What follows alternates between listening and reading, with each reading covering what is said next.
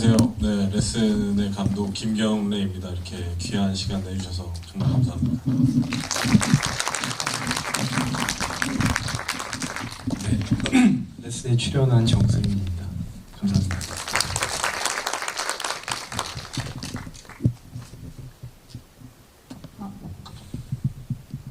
오늘 관객분들 감상이나 소감 남겨주시는 동안 제가 간단하게 기본적인 질문 위주로 먼저 드리려고 하는데요. 감독님과 배우님이면서 작가님이신 정승민 배우님께서는 같이 함께 작업을 여러 번 해오셨잖아요. 어떻게 이렇게 계속 해오시는지, 그리고 레슨이라는 작품을 또 어떻게 시작을 하게 되셨는지에 대해서 먼저 얘기를 해보려고 합니다. 네, 우선 옆에 있는 정승민 배우이자 작가님은 저랑 10년째 지금 같이 계속 작업을 하고 있고요. 네, 그리고 같이 하는 이유는 너무 편하고 좋아하는 영화나 책들이 너무 다 이제 겹쳐서 그게 너무 좋았고, 우선 결과물도 굉장히 만족스럽고요. 그다음에 레슨 같은 경우에는 제가 이제 영상원 입학하면서 네, 교내 장편 지원작에도 선정이 돼서 그렇게 제작을 하게 됐습니다. 배우님께서는 그러면 시나리오 작업하실 때 같이 이야기를 나누시거나 하시면서 레슨이라는 작품에 관해서 고민하신 거는 어떤 게 있으세요? 일단 뭐 어디서 뭐 감명을 받고 이렇다기보다는 저희는 어쨌든 영화를 무조건 만들자는 주의라서 저희가 일주일에 한 번 정도 만나거든요. 그러면서 이제 서로 얘기를 한 대여섯 시간을 하면서 보통 그 얘기들이 이제 영화 얘기를 많이 해요. 그러면서 그 대화 속에서 이제 다음 영화 이제 쓸 구상을 하고, 그리고 또 몇 번 더 만나면서 구체화한 과정으로 보통 그렇게 작업을 합니다. 그러면 작품 얘기 해보려고 하는데, 일단은 큰 틀에서부터 시작을 하면 좋을 것 같아요. 일단은 레슨이라는 제목이기도 하지만 또 그가 안에서 너무 중요한 행위이기도 하고, 그 인물들이 만나는 계기가 되면서 또 이런 다양한 관계 형태를 보여주는 것이기도 한데, 지금 감독님께서는 레슨이라는 행위를 좀 어떻게 또 그 안에 활용을 하려고 하셨는지, 아니면 어떤 의미가 있으셨는지. 우선 제가 예전에 만들었었던 장편 중에 레슨 중이라고 하는 이제 영화가 있었는데, 거기서 오는 레슨이라고 하는 형태에서 이제 느낄 수 있는 개개인의 그런 정서라든가, 그리고 이제 갇힌 공간 안에서 두 사람이 있을 때 느껴지는 그 분위기가 굉장히 신선할 것 같아서, 네, 이제 레슨 중에 연작의 개념으로 이제 레슨을 하게 됐고요. 아마 이 다음부터는 레슨하는 영화는 당분간 안 찍을 것 같습니다. 네. 그러면 사실 레슨을 하는 과정에서도 사실 그 영어를 가르쳐 준다든지, 그리고 피아노를 배우는 것을 좀 구체적으로 이렇게 설정하셨는데, 그 두 가지에는 차이점이 있었을까요? 아니면 작가님께서? 일단 그 테마가 레슨으로 정해졌을 때 무엇을 레슨을 할 것인가에 있어서는 사실 제가 영어 레슨을 하기도 해요. 그러면서 거기에 대해서 좀 잘 알고 왠지 좀 디테일을 붙일 수 있을 것 같아서 그런 식으로 했고, 피아노도 마찬가지로 제가 피아노를 좋아하다 보니까 피아노 레슨을 받으면은 음악과 이제 언어 레슨 두 개가 이렇게 공존하면서 영화로 가면 되게 조화롭고 재밌을 것 같아서. 레슨을 하는 행위가 사실 영혼과의 대화를 보여주는 것이기도 했는데, 선희와의 대화 장면이랑 그 다음에 영혼과의 대화 장면에서 박민이 표현하는 것들이 조금씩 차이가 있었다고 느꼈거든요. 어떤 두 배우님과 연기일 수도 있고, 아니면 두 여성 캐릭터들을 설정을 하시면서 또 경민이 연기를 하는 데 있어서 약간 차이점 같은 것들은 주시는 게 있으실까요? 연기에 있어서요? 연기일 수도 있고, 아니면 뭐 캐릭터를 직접 쓰시면서 고민하셨던 것일 수도 있고. 아무래도 뭐 영어 레슨과 피아노 레슨 두 개의 차이를 말씀하시는 거예요. 피아노 레슨은 아무래도 음악이다 보니까 조금 더 옆에 경례도 이제 연출을 할 때 좀 더 감각적인 느낌으로 다가가려고 의도를 많이 한 것 같고, 영어 레슨 같은 경우는 언어다 보니까 서로 대화를 하면서 파생되는 어떤 감정이나 저희가 담고 싶었던 어떤 생각 같은 거를 거기에 많이 투여를 한 것 같습니다. 네, 그래서 그 영어 지문, 자료 지문 같은 것들을 얘기할 때 뭐 다이아몬드 얘기라든지 그다음에 뭐 사막 유목민 이런 얘기들도 사실 캐릭터들의 어떤 성격이나 아니면 그게 진행 과정에서 또 중요한 모티브를 던져주고 있기도 한데 그런 것들에 대해서도 고민을 하신 게 있으셨는지. 일단 다이아몬드 같은 경우는 이게 어떻게 보면 영원성을 상징하는 거잖아요. 근데 상반되게 영원의 캐릭터 자체가 그걸 믿지를 않아요. 그렇다 보니까 뭔가 대조가 재밌을 것 같아서 그렇게 한 거고, 영원을 어떻게 보면 대표하는 영어 레슨 자료는 유목민이라고 생각을 했어요. 중심부로 다가가기에는 겁도 나고 어떻게 보면 성격적으로 다가가고 싶지도 않은, 하지만 겉 주변은 계속 맴도는 그 성질 자체가 왠지 영원히 타인들과 맺는 관계랑 닮아있다고 생각을 해서 유목민으로 설정을 하게 되었습니다. 말씀을 주신 것처럼 사실 뭔가 맴도는 것들이 이 영화의 전체적인 구조의 형태로도 나타나는데 사실 이 각각 캐릭터들이 뭔가 대칭성을 이룬 것처럼 보이기도 하는데 각 인물들을 중심으로 보면 또 이렇게 순환하는 구조가 형성이 되잖아요. 여러 인물들이 주변에 이렇게 맴돌기도 하고 이런 것들에 대해서 감독님은 또 어떻게 구조화를 하시는 과정에서 고민하신 게 있으실까요? 우선 연출적으로 매번 영화를 찍을 때마다 시도를 하려고 하는 부분이 있습니다. 그래서 이번에 같은 경우는 이제 플롯적으로 좀 시도를 많이 해보려고 했었는데, 우선 시제가 다른 두 플롯이 이제 등장을 하고 그게 이제 맞물렸을 때 저희가 봤을 때는 이제 동시간대에서 이루어지는 걸로 보여지잖아요. 근데 나중에는 이제 이게 영화는 2년 후의 얘기고 이제 선의와 이야기는 이제 과거의 이야기인데, 이게 결국에는 영화가 2년 전인, 그러니까 시제가 다르다는 거를 모르고 봐도 이해가 되고, 이게 알고 보면 이제 반전이 있는 그런 좀 형식을 갖추고 싶었고, 이제 엔딩에서 보면은 선의와 처음 만났었던 장면이 나오는데, 이제 이게 저는 영화가 계속 되풀이됐으면 좋겠다는 생각을 했었거든요. 네, 이게 영화를 이제 여러 번 보지 않아도 한 번만 봐도 계속 이 영화가 루프되는 그런 형식적인 시도를 해보고 싶었습니다. 저희 관객분들 질문 몇 번 올려주셔가지고 같이 나눠보면 좋을 것 같은데요.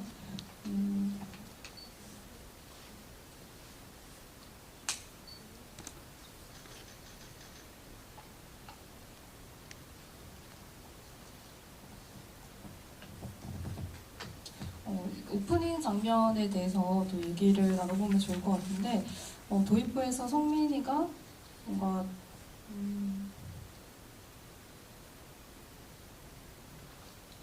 죄송합니다.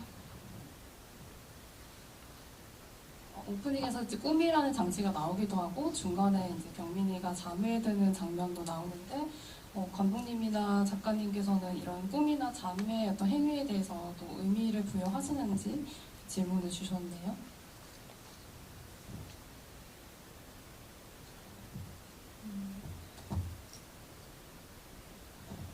이제 꿈에 대한 것보다는 이제 오프닝 시퀀스 같은 경우에는 이제 조르주 세라의 그림 제목이 생각이 안 나네요. 그게 그랑작트 섬의 일요일 오후라는 아마 작품일 겁니다. 거기서 이제 좀 영감을 받았고, 그래서 그 이제 그림을 이제 오마주 하다 보니까 이게 현실적으로는 이게 불가능하다고 생각이 들어서, 그래서 꿈 장면으로 치환을 해서 그렇게 표현을 하다 보니까 네, 잠과 꿈에 대해서 이게 연관을 지을 수밖에 없었습니다. 사실 그 꿈의 장면이 되게 기묘한 인상을 주고 있는데 그게 다른 사람들이랑 또 다르게 어긋난 속도로 뭔가 움직이기도 하고 주인공 같은 경우는 주인공이 따라서 누웠더니 또 반대로 다른 인물들은 떠나기도 하는데 이제 이런 것들은 이제 인물들의 관계적인 것들에 대한 암시일 것 같다는 생각도 했었고요. 또 이 오프닝에서 사실 자전거가 너무 중요하게 또 등장을 하잖아요.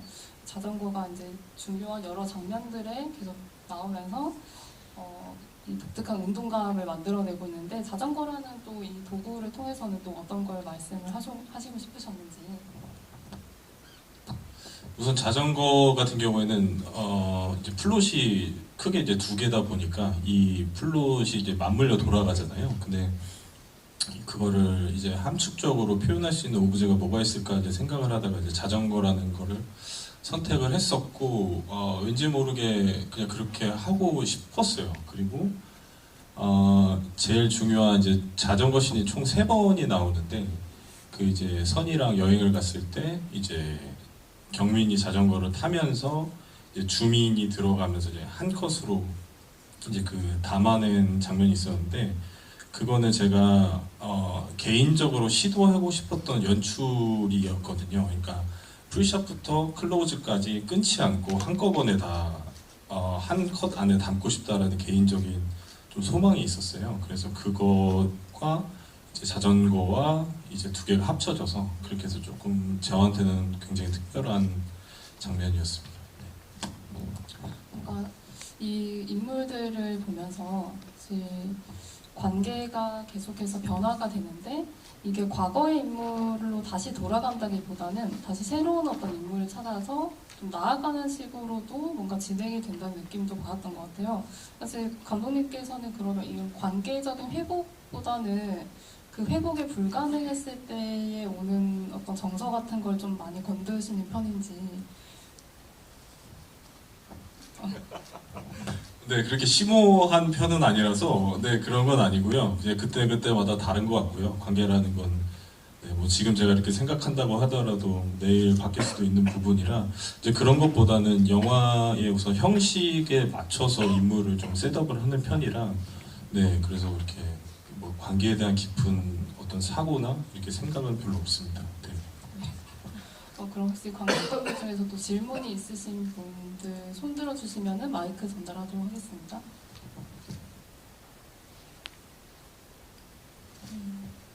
네, 그럼 저희 채팅방에 올라온 것 중에서 하나 얘기를 나눠보려고 하는데 이 피아노에 대해서 조금 디테일한 질문을 주신 분이 계세요. 그랜드 피아노 음색이랑 그리고 중간에 또 다른 피아노가 등장을 하기도 하는데 이런 디테일에서는 또 어떤 차이를 두려고 하셨는지. 그 영원히 사용하는 피아노도 있고 그리고 경민을 포함해서 남성 캐릭터를 중심으로 이렇게 돌고 도는 피아노도 있는데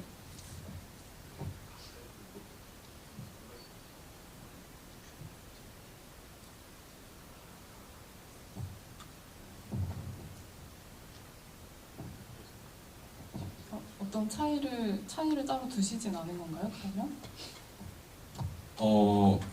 우선은 그 피아노의 의미보다는 그 로케이션에 대한 현실성을 더 중점적으로 봤었거든요. 이제 재즈 클럽 씬 같은 경우에는 이제 그랜드 피아노가 이제 당연히 있어야 되고, 그다음에 이제 공연장에서는 당연히 그랜드 피아노가 있어야 되고, 이제 영원 같은 경우에는 이제 캐릭터 자체가 좀 부유한 캐릭터라서, 그리고 이제 실제로 집에서도 이제 레슨을 하기 때문에 2층에 피아노실에 이제 그랜드 피아노가 따로 있었고, 유일하게 이제 전자 키보드로 했었던 거는 그건 이제 영원히 쓰다가 이제 계속 어떻게 보면 영원의 전 남자들이 계속 돌고 도는 그런 오브제로서 이제 전자 키보드를 사용했습니다. 그랜드 피아노를 이렇게 옮길 수는 없으니까. 네.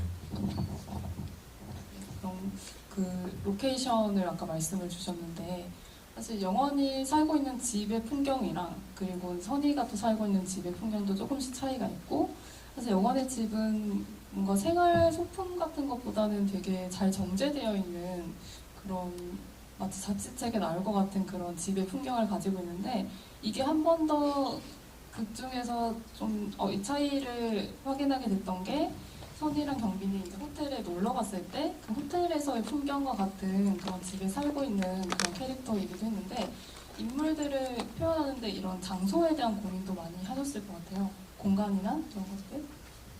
근데 개인적으로는 로케이션을 영화에 있어서 가장 중요하다고 생각을 하는 편입니다. 왜냐하면 어쨌든 그 분위기를 1차적으로 이제 가장 직관적이게 표현할 수 있는 수단이라고도 생각은 하고요. 또 두 번째 이제 레슨에서 유독 특별히 로케이션을 신경을 썼는데 이 인물이 그냥 가만히 그 공간 안에 있더라도 이제 보는 이제 관객분들이 아, 저 사람은 아, 이런 느낌의 사람이겠구나. 그러니까 공간이 곧 캐릭터라고 생각을 이제 하고 이제 상정하고 그렇게 로케이션을 네, 커팅을 하게 됐습니다. 네. 혹시 관객분들께서 또 질문을 있으시거나 채팅방에 또 올려주셔도 될 것 같습니다.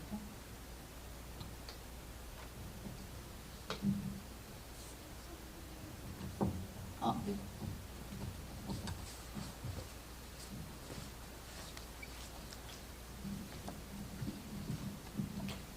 네, 반갑습니다. 장면이랑 카메라 움직임, 색감, 그림자, 오디아가 너무 깔끔해가지고 저는 보는 내내, 듣는 내내 굉장히 즐거웠습니다. 제가 궁금한 거는 자전거가 상징하는 것인데요. 말씀해 주시는 것을 잘 들어봤지만 제가 영화를 감상할 때 생각했던 것, 받아들였던 것과 조금 차이가 있어서 제작자분들의 견해가 궁금해서 여쭤보고 싶었습니다. 저는 이 자전거가 누군가의 마음 그리고 그에 대한 이끌림을 표현한다고 생각을 했습니다. 왜냐하면 경민이가 자전거를 타는 장면, 그러니까 타면서 즐거워하는 장면은 영원히 잠깐 남기고 그리고 또 다시 나중에는 수고해간 마음의 일부였고 그리고 그것에 이끌려 하는 모습이라고 생각을 했습니다. 또 영원히 자전거를 타는 장면도 똑같은 대사가 또 반복되는 모습을 보고서 영원히 다른 대상에도 이끌림을 가지는, 그래서 그 대상이 잠깐 두고 간 마음을 타고 즐거워하는 모습이라고 생각을 했었습니다. 그래서 이러한 각본을 적어주신 분 그리고 감독을 맡아주신 분들은 어떻게 생각을 하는지, 영원 배우님은 안 계시지만 궁금해서 여쭤보고 싶었습니다. 너무 잘 설명을 해주셔가지고 더 할 게 없을 것 같긴 해요. 네, 말씀하신 대로 네, 추가적으로 네, 너무 깔끔하게 설명해 주셔가지고 저희가 네. 자전거의 운동과 통해서 또 그 인물들의 어떤 심리적인 거나 마음의 변화를 많이 더 느끼시는 것 같아요. 그리고 아마 비슷한 맥락에서도 얘기될 수 있을 것 같은데, 이제 영원 주변에 있었던 남성들을, 그때 영원의 레슨을 받았던 남성들을 표현할 때 경민 외에는 이렇게 인물들의 얼굴을 또 가리셨잖아요. 뒷모습으로 많이 등장하기도 하고 나중에 벽으로 가려지기도 하는데, 이런 것도 어떤 의미가 있었을까요? 계속 반복된다라는 점에서 결국 영원히 만났었던 사람 중에 경민이라고 하는 주인공도 사실은 주연이 아니라 그냥 영원에 어떻게 보면 스쳐 지나가는 인물이었고, 그거를 표현하기 위해서 어떤 인물의 정면 얼굴을 보여주게 된다면 이게 계속 반복되기가 힘들거든요. 왜냐면 얼굴이 정면에 받아버리면 어쨌든 캐릭터라는 게 부여가 되기 때문에 그런 것들을 좀 피하고자, 그 다음에 이제 엔딩 장면에서도 이제 경민이 찾아갔을 때도 결국에 뒷모습을 보는 거는 본인의 또 뒷모습이었거든요. 그래서 그 부분 때문에 그렇게 연출을 하게 됐습니다. 얼굴 얘기를 해서 떠오른 건데, 사실 선의를 연기하신 전한나 배우님의 얼굴 정면이 나오는 순간은 거의 마지막에가 유일했던 것 같아요. 그래서 이것도 의도를 하신 건지, 엔딩 장면도 사실은 되게 다양하게 해석이 될 수 있을 것 같은데, 아까 말씀 잠깐 주셨지만 우선 영화를 보시면 알겠지만 제 영화에 거의 커트가 없어요. 그 다음에 이제 저희가 드라마에서 흔히 보는 OS라고 하죠. 이제 서로 두 인물이 OS 이제 대화를 할 때 OS에서 하나 찍고 상대방에서 하나 찍고 하는데, 저는 이 어떻게 보면 되게 흔한 연출법을 흔하지 않게 좀 소중하게 쓰고 싶었거든요. 그래서 그거를 이제 엔딩에서 두 인물이 대사를 할 때 처음으로 이제 OS를 왔다 갔다 하면서 이제 두 사람이 마치 헤어진 다음에 이게 연기를 하면서 다시 만나는 건지 아니면 정말 얘 최초의 그 어떻게 보면 되게 설렜었던 첫 만남을 이제 얼굴의 정면에 고스란히 다 담아내고자 그렇게 해서 연출을 하게 됐습니다. 네, 감사합니다. 관객분들께서 혹시 질문 있으신 분 계실까요? 흔들어 주시면 마이크 전달하겠습니다.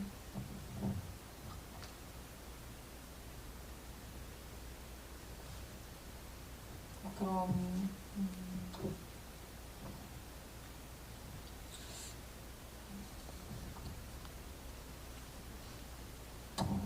채팅방에 올려주신 소감들 중에서 영화의 이제 피아노 선율 같은 것들이 굉장히 잔잔하고 좋았다는 의견도 있었고 음악에 대한 그런 감상도 많이 나눠주셨는데 사실 이 영화는 전체적인 분위기도 되게 중요한 것 같아요. 인물들이 대화하는 상황에서 뭔가 감상적인 분위기인 것 같기도 하고 약간 어둡기도 한데 어떤 조명 같은 것들이 조성해주는 분위기도 있고 감독님께서는 이런 것들은 또 어떻게 또 연출을 하시는지.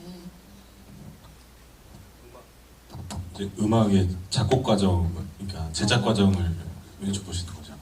아니 그렇다기보다는 뭔가 음악이 흐르는 공간 아니면 네. 조명이 이렇게 뭔가 분위기를 조성해주는 곳 안에서 인물들이 대화를 나누는 네. 그런 풍경을 만드실 때 또 고민을 하시는 게 있으실지.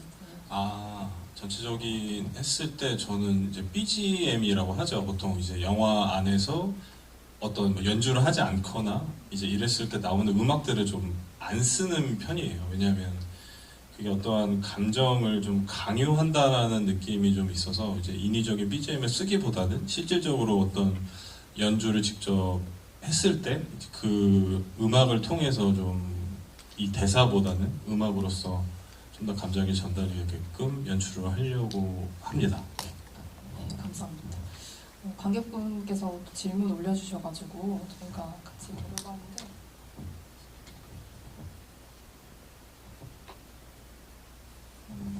영화 전반의 경민이 같은 경우는 영화 전반에는 사실 감정적인 기복이 그렇게까지 크지 않은 것처럼 보이다가 명원과의 만남 이후에는 조금 이렇게 감정적인 폭동을 겪기도 하고 약간의 어떤 충동적인 그런 예를 향수를 던진다거나 이런 것들도 보이게 되는데 이런 감정적인 변화를 좀 두시는 데 있어서는 또 어떤 고민을 하셨을까요?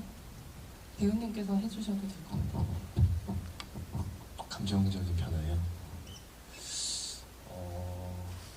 이 답이 아까 그 공간에 대한 답도 될 것 같고 관계에 대한 답도 될 것 같은데 실질적으로 경민이 그 처해 있는 상황은 일단은 선의랑 이제 연인 관계처럼 보이잖아요.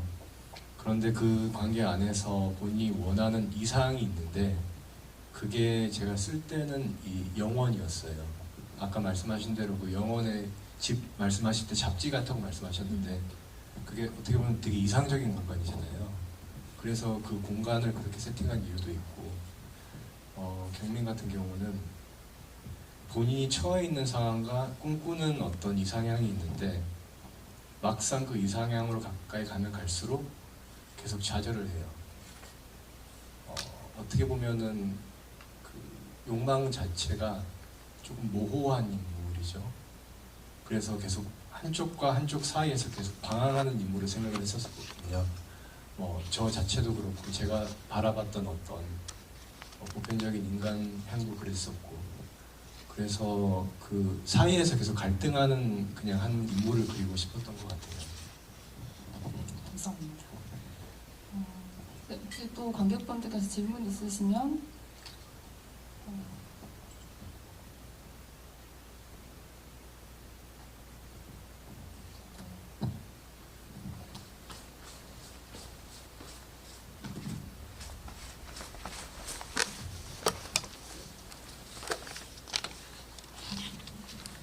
안녕하세요. 영화 보면서 아마 반응이 제일 좋았던 부분이었던 것 같은데 그 영원이 플러팅하는 장면이 있었는데 그 자두 씨를 손바닥에 닿게 하는 장면이 있었는데요. 네, 굉장히 재밌었거든요. 근데 그 아이디어를 낼 때 되게 많은 의견들이 있었을 것 같은데 그 이외에는 어떤 의견이 있었을지 궁금합니다. 네, 이제 그 장면 같은 경우에는 이게 제가 누구라고 말씀을 못 드리는데 지인분이 이런 얘기가 있었다 라면서 저한테 얘기를 해주시더라고요. 그래서 네, 어떤 관계에서 이렇게 자두 씨를 아무 생각 없이 이렇게 받았는데 그게 되게 이상하더라.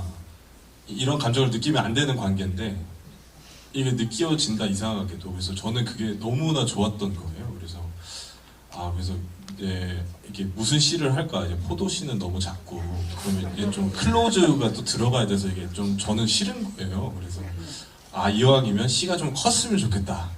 그래서 이제 찾다가 이제 자두로 이렇게 하게 됐습니다. 네, 저희 관객분께서 또 질문을 주셨는데 아까 잠깐 짧게 나누긴 했지만 두 분께서 공동 각본 작업을 하시면서 역할 배분은 또 어떻게 하시는지 이런 질문도 주셨네요.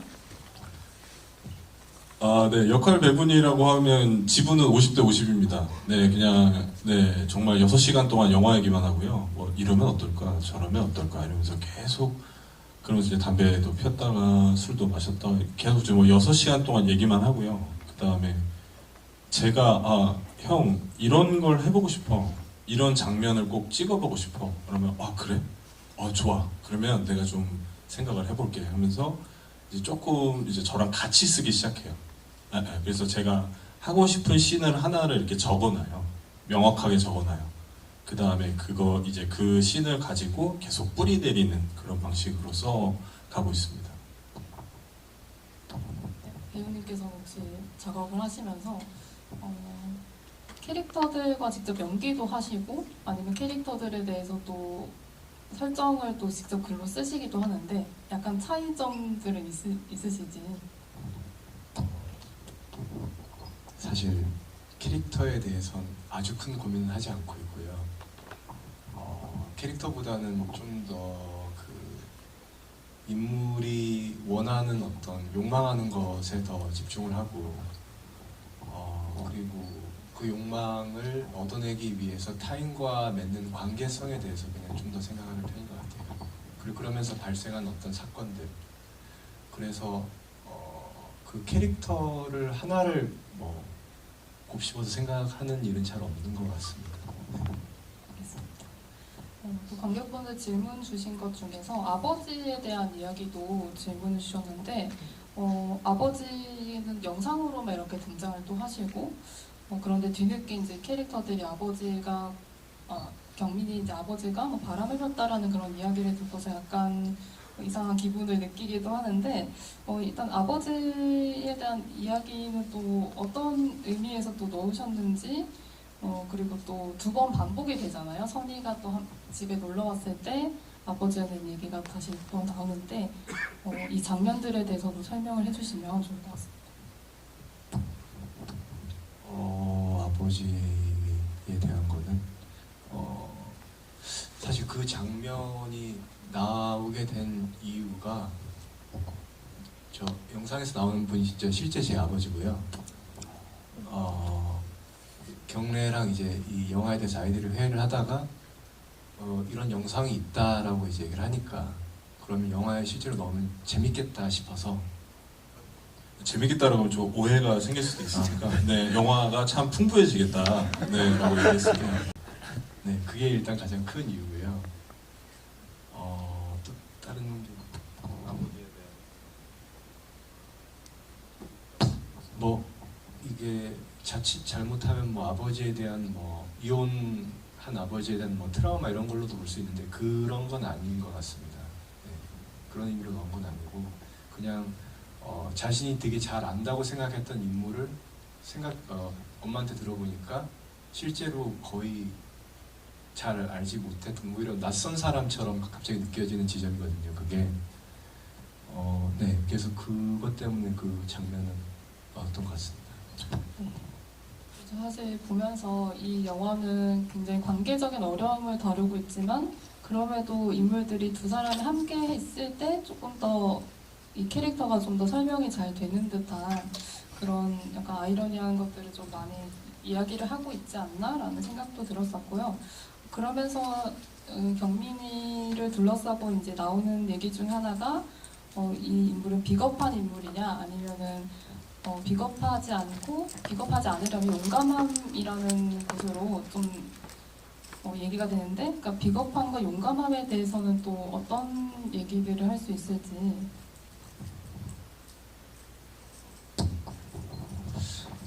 뭐 글쎄요, 비겁하다 용감하다라고 사실 저는 생각은 안 들고, 어떻게 보면 모호하거나 확실하다의 차이인 것 같은데, 네, 경민의 입장에서는 조금 모호한 게 맞는 것 같습니다. 하나 결단을 내리기보다는 그냥 그 사이에서 아까 말씀드렸듯이 계속 방황하는 그 여정이 어떻게 보면 이 인물을 되게 모호하거나 비겁하게 보일 수도 있는데, 네, 저희가 봤을 때는 그게 가장 현실적인 인물 같아 보였습니다.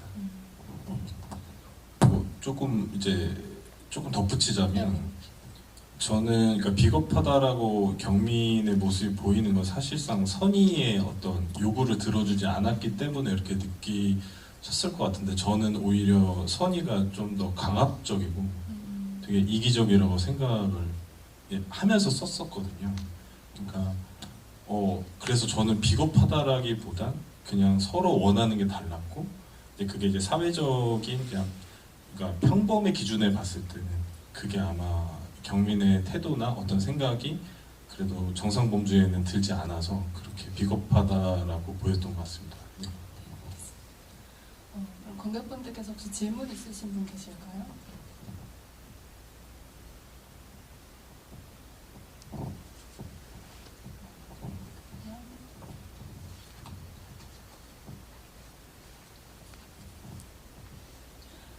관객분 질문 올라온 것 중에서 외국인을 만나서 길을 물어보는 설정이 반복이 되는데 이것에 대해서도 의미를 물어보셨습니다.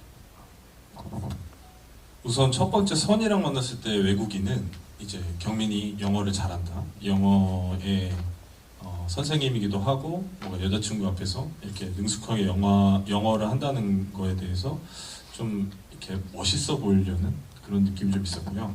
어쨌든 영화 자체가 대칭과 이제 반복을 하다 보니까 이게 이제 영원과의 장면에서는 이제 프랑스어로 이제 장면이 이제 반복이 되는데, 영어로 해서 영어로 하면은 좀 재미없을 것 같아서 영어에서 이제 불어로 바꿨고요. 그거를 이제 경민이 아닌 영원이 사실은 이 영어과외 전에 프랑스어 과외도 했었다라는 이제 그런 전사를 좀 은유적으로 표현하기 위해서 그 장면을 이렇게 반복해서 사용했습니다. 네.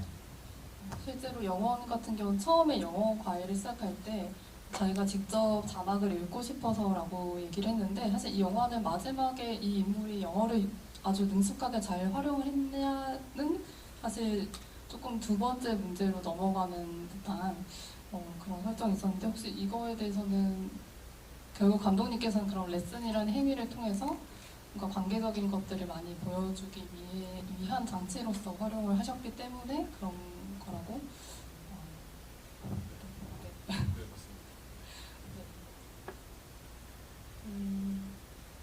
네, 그리고 질문 중에서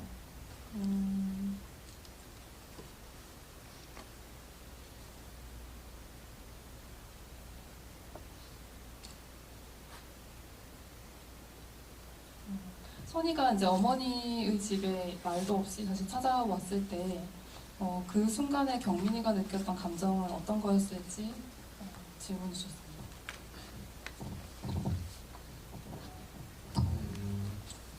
그건 좀 비교적으로 간단하게 답해드릴 수 있을 것 같은데, 일종의 침해당한 느낌이었을 거예요. 본인의 공간 안에 본인의 사람과, 어떻게 보면은 선이도 본인의 사람이어야 되잖아요. 그런데 그 순간에 경민이 느꼈던 감정은 일종의 침해였을 것 같습니다. 뭔가 개인적인 공간에 타인이 들어와 있는 느낌을 받았던 것 같습니다. 네. 관객분들께서 혹시 감상이나 소감 나눠주실 분 계실까요?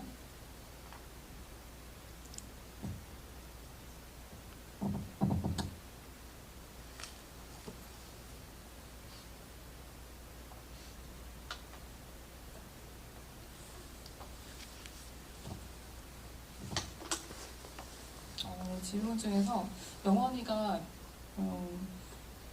굉장히 영화를 보면서 굉장히 지루하게 경민과 영화를 보면서 굉장히 지루함을 느꼈던 순간이 있는데 영화의 영화가 어떤 영화인지에 대해서 질문을 주셨는데 아마 요거는 그때 경민이가 느꼈던 감정선과 함께 같이 얘기를 해주시면 어떨지. 그때 어떤 영화를 실제로는 없고요. 그냥 이거 정말 좀 모순적이긴 하지만 제 영화를 보고 있다라고 생각을 했습니다. 네. 이게 되게 좀, 네, 그렇습니다. 제 영화를 보고 있다. 이게 또 간간히 영화 안에 영화를 보는 씬이 있는데 거의 대부분 제 영화를 쓰거든요. 그래서 항상 뭐 재밌다는 말은 없었고요. 그냥 지루하고 이걸 왜 보냐 뭐 이런 좀 자조 섞인 그냥 약간 위트 같은 걸 많이 쓰는 편입니다. 네. 그리고 아마 영혼의 감정 상태를 더 보여주려고 그 영화 씬은 넣었고요. 이제 관계에 있어서 영혼이 느끼는 감정이 지루함, 이제 뭔가 끝나감이었던 것 같아서 영혼이 영화를 볼 때 이제 느끼는 감정에 좀 더 집중을 했던 것 같습니다.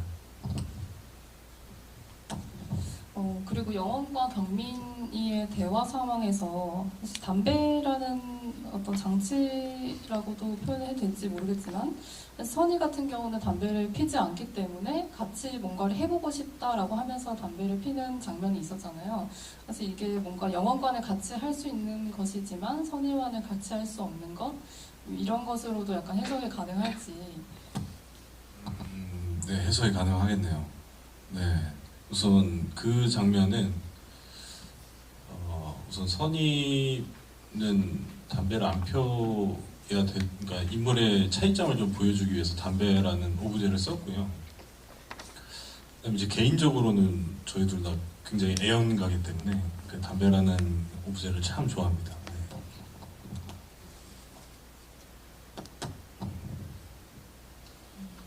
네, 그리고 또 영원과 경민이를 설명하는 데 있어서 사실 녹음을 하고 녹화를 하는 장면도 있었는데 사실 녹음이라고 하는 것은 영원이가 자기 자신의 목소리를 체크하기 위해서였고 그런데 경민이 같은 경우는 사실 나중에 그 녹화한 장면을 보면서 그러니까 영원을 생각하는 장치로 이렇게 쓰여지는데 이거에 대해서는 또 어떻게? 네, 그런데 이제 연출적인 좀 의도가 들어갔는데요. 이제 녹음 같은 경우에는 당연히 그러니까 좀 자연스럽죠. 레슨을 받는 입장에서 내 발음을 체크하기 위해서 하는 거고 거기에 또 경민 같은 경우에는 이제 피아노 레슨을 하기 때문에 이제 운지를 봐야 되잖아요. 소리만 듣고 하기 어려우니까. 근데 여기서의 좀 차이점은 사운드가 아니라 이제 사운드 플러스 비디오 트랙까지 좀 같이 해서 이제 이 인물이 영혼을 대하는 태도가 이제 한 레이어가 좀 더 있고 이 사람이 느끼는 감정이 좀 그 안에 좀 포함되길 제가 원했어가지고 그래서 좀 이거에 대한 좀 차이를 뒀습니다. 저희가 생각보다 시간이 빨리 가서 마무리할 시간이 다 되어가서요.